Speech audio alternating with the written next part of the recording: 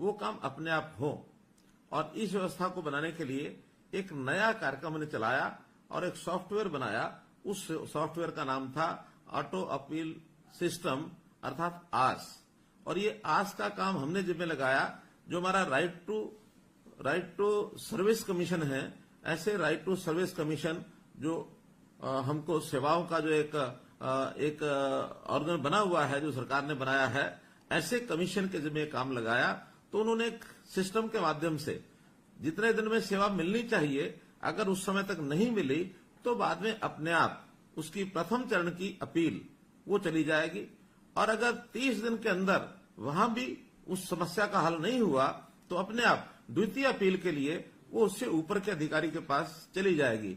और अगर 2 अपील में भी वो काम नहीं होता तो अपने आप ऑटोमेटिकली वो आयोग के पास चला जाएगा।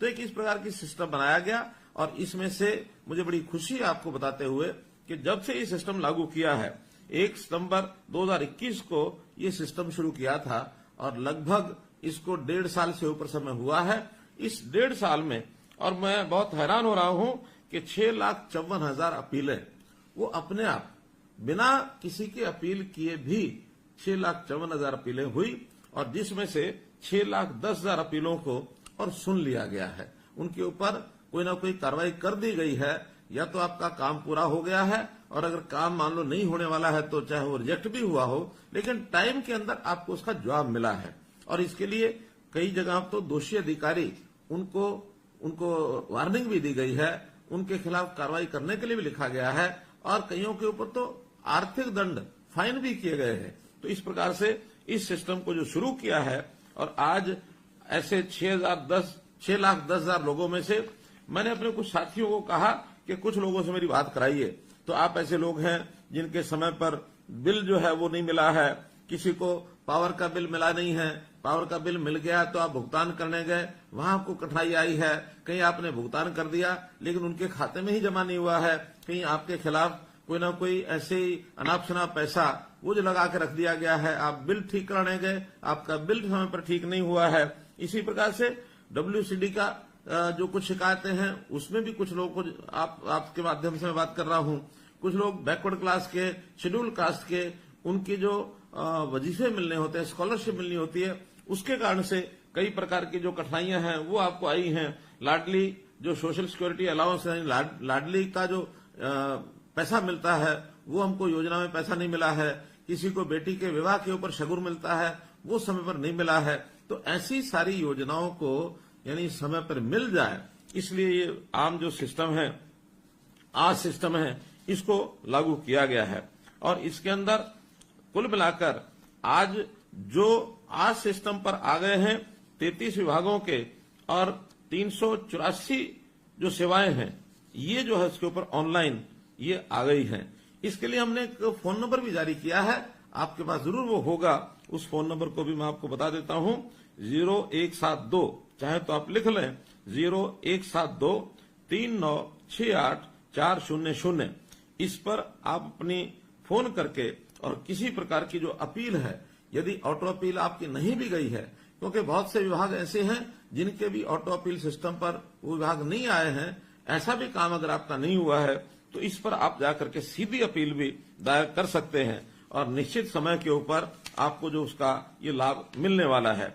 हम तो कुल मिलाकर अपने शासन में सारा, चाहे वो हमारा अधिकारी वर्ग है, चाहे हमारे कर्मचारी वर्ग हैं, उनको हमेशा एक बात कही है कि सेवा भाव से ही काम करना चाहिए, किसी को जगह जगह भटकना नहीं चाहिए, उसको ना पड़े, और प्रोएक्टिव होकर के आगे बढ़ करके और हम लोगों की सेवा करें। क्योंकि हमने एक बात की घोषणा की है कि हरियाणा का ये 2 करोड़ और 85 लाख जो सदस्य हैं, जो नागरिक हैं, ये सब हमारे अपने परिवार के सदस्य हैं, और अपने परिवार में किसी को इतनी तकलीफ है, उसकी सुनवाई न हो तो आखिर ये हमारा दायित्व भी हम नहीं निभा पाएंगे। इसलिए हर किसी की सुनवाई होनी चाहिए, और वो तभी हो सकती है यदि हमारे अधिकारी और कर्मचारी उस सेवा भाव से काम में लगेंगे। तो सेवा भाव से काम करने का परिणाम ये है कि हर किसी को यानी उसको एक आनंद आएगा, हर किसी का जीवन सुखी होगा, और उसका जो सेटिस्फेक्शन लेवल है, उसका जो संतोष का जो एक लेवल है, तो संतुष्टि उसकी बढ़ेगी, और संतुष्टि बढ़ेगी तो समाज सुखी होगा।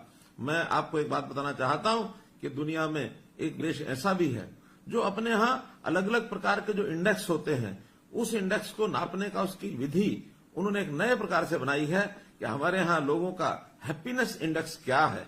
भूटान वो देश है जो हैप्पीनेस इंडेक्स को नापता है। हम भले ही इंडेक्स पढ़े रहते हैं कि हमारे यहां जो शेयर मार्केट का इंडेक्स क्या है, प्राइस इंडेक्स क्या है, अथवा जो हमारे जो कमजोरियां हैं, कमियां हैं, वो कितने आंकड़े कम ज्यादा हो गए हैं, कितने एक्सीडेंट हो गए हैं, इसी का इंडेक्स नापते रहते हैं। और भूटान अपने नागरिकों का हैप्पीनेस इंडेक्स वो नापता है। बहुत बड़ी बात है।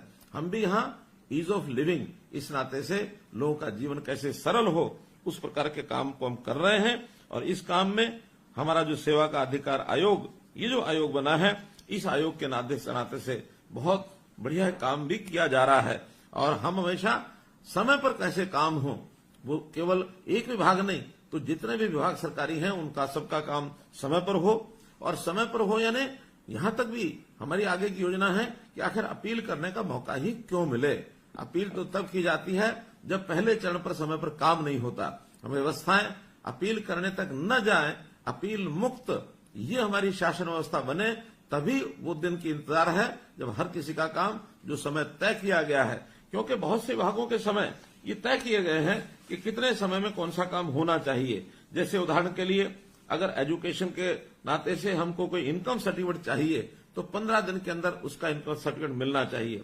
बैकवर्ड क्लास का सर्टिफिकेट 7 दिन के अंदर मिलना चाहिए। हालांकि परिवार पहचान पत्र के अंतर्गत अब बहुत सी सेवाएं ऐसी भी की जा रही हैं कि आप एक क्लिक पर भी अपना ये सर्टिफिकेट प्राप्त कर पाएंगे। वो व्यवस्थाएं जब होंगी तो ऑनलाइन ऑटोमेटिक होंगी। जब तक वो नहीं होती हैं तो हमारे अप्लाई करने के लिए जितना समय बताया गया है उसके अंदर वो सेवा मिलनी ही चाहिए। डॉक्टर अम्बेडकर हमारा मकान अगर मरम्मत के लिए हमको योजना का लाभ चाहिए तो डॉक्टर अम्बेडकर नवीनीकरण योजना 60 दिन के अंदर उसका पैसा हमको मिलना चाहिए। किसी को चरित्र प्रमाण पत्र बनाना है तो 21 दिन के अंदर उसका समय अवधि तय की गई है। डॉक्टर अम्बेडकर मेधावी छात्र योजना, इसका जो हमको लाभ मिलना है वो 45 दिन का मिलना ही चाहिए। शेड्यूल का सर्टिफिकेट 7 दिन के अंदर सर्टिफिकेट बने। हमारा जो रेजिडेंट सर्टिफिकेट जो है वो 7 दिन के अंदर बने।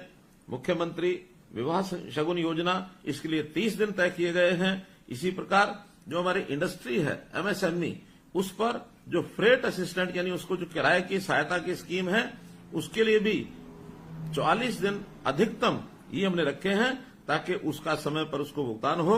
इसी प्रकार जो हमारा कंस्ट्रक्शन और बिल्डिंग वर्कर का जो बच्चे हैं उनको जो सहायता मिलती है शिक्षा की, उसमें भी 90 दिन का अधिकतम समय जो रखा गया उसको मिलना है। लाडली सोशल सिक्योरिटी अलाउंस में 60 दिन का समय हम अपना विभाग जो है वो देगा। इसी प्रकार आपकी बेटी हमारी बेटी, ये भी 30 दिन के अंदर और उसको ये लाभ मिलना चाहिए। मैं बहुत लोगों से समय समय बात करता रहता हूं, तो इस नाते से मुझे कुछ ऐसे भी जानकारियां मिली, ऐसे उदाहरण मिले जिनको इन सब चीजों का बहुत बड़ा लाभ हुआ। अभी पिछले दिनों गुरुग्राम की सबिहा फरहत, इनकी जो जानकारी मुझे मिली है 15 अक्टूबर को, और इन्होंने अपने यहां एक फाइल जो कंप्लेंट थी, बिलिंग की कंप्लेंट, उसकी फाइल, उसकी जो अपील जो है वो फाइल की, और उसके बाद डिपार्टमेंट के माध्यम से उनको 25/11 को और उनका जो शिकायत का निवारण ये हो गया मात्र 1 महीना 10 दिन यानी 40 दिन के अंदर उनकी समस्या का हल हुआ। इसी प्रकार करनाल के रामपाल शर्मा हैं जिनको ओल्ड एज सम्मान पेंशन जो दी जा रही है, उनकी पेंशन बनी नहीं और उसको बाद में हमारे हमारे जो डिपार्टमेंट ने उन्होंने उसको रिजेक्ट कर दी उनकी एप्लीकेशन। लेकिन जो कमीशन है, कमीशन के पास जो उनकी अपील गई तो उन्होंने उसको 1 महीने के अंदर अंदर रिजॉल्व करके और उसकी जो पेंशन है उस व्यक्ति की बांध दी गई। राहुल जींद से हैं जिनको डॉक्टर अम्बेडकर मेधावी छात्र योजना के अंतर्गत पैसा नहीं मिल रहा था, इन्होंने जो एप्लीकेशन दी तो जो हमारा डिस्ट्रिक्ट वेलफेयर ऑफिसर है उसने कहा कि बजट नहीं है, लेकिन हमारे कमीशन को जब जानकारी मिली तो उन्होंने तुरंत उसका हल कराया और 1 महीने के अंदर अंदर उसको भी सहायता मिली है। तो बहुत ऐसी सक्सेसफुल स्टोरीज हैं कि जिनको इसका तुरंत लाभ मिला है। आज भी हजारों की संख्या में मेरे साथ लोग जुड़े हुए हैं। निश्चित रूप से मैं चाहूंगा कि आपसे भी कुछ बातचीत हमारी हो जाए ताकि इस व्यवस्था में कठिनाई जो आती है उस कठिनाई को भी दूर किया जा सके।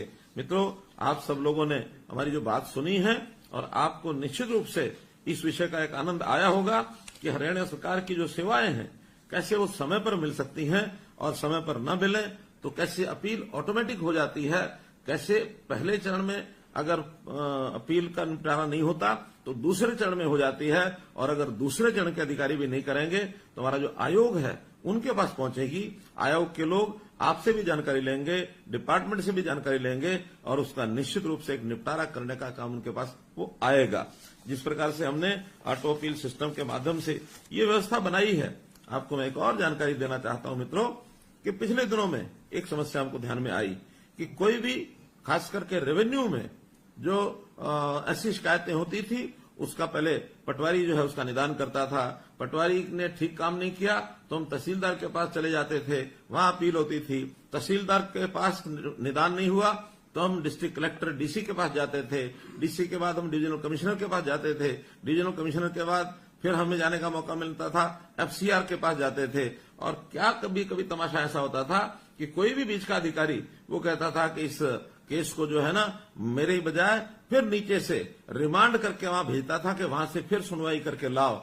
और एक प्रकार से जैसे जैसे हमारी आशा तो ये होती थी कि हम जल्दी से फैसला हो जाएगा, इसका लाभ मिलेगा, लेकिन कभी भी कोई अधिकारी इसको रिमांड करके जैसे सांप सीढ़ी का खेल होता है, जैसे सांप ने काटा हो फिर नीचे पहुंच गया हो, और ये सालों साल लगे रहते थे। हमने आने के बाद केवल 2 अपील की बात को मंजूर किया। 2 अपील के बाद तीसरी जगह पर वो रिमांड नहीं हो सकेगा और दूसरे अधिकारी ने जो फाइनल फैसला सुनाना है उसके बाद वो आगे कहीं भी अपील के लिए नहीं जाएगा और न ही वो रिमांड कर पाएगा। अगर उसको कहीं भी जाना है तो फिर कोर्ट के रास्ते से जाएगा ताकि हमारे समय बचेगा। अन्यथा इस प्रकार सालों साल एक एक पीढ़ी इन विषयों पर चली जाती थी, लग जाती थी, और इतने समय के बाद भी उसका हल नहीं होता था। तो रिमांड का सिस्टम जैसे खत्म किया उसी प्रकार से एक सरलीकरण, ये 2 लेवल तक की अपील का सिस्टम आज हमने शुरू किया है। और जब से आज शुरू किया है, जिन लोगों को इसकी जानकारी मिली है उन लोगों की एक आशा बंधी है कि हरियाणा सरकार में किसी प्रकार की कोई समस्या होगी तो उसकी निश्चित अवधि के अंदर हमको जो है उसका लाभ मिलेगा। इस आशा के साथ बहुत लोगों ने लाभ उठाया है। आज आप लोग भी उसी के अंदर, और हम जो है आगे बढ़ रहे हैं, और आगे बढ़ते हुए कभी भी कोई कठिनाई आए तो हम इसके लिए आपके लिए हमेशा काम करते रहेंगे। आपने मेरी बात सुनी, आपका बहुत बहुत धन्यवाद, बहुत बहुत आभार।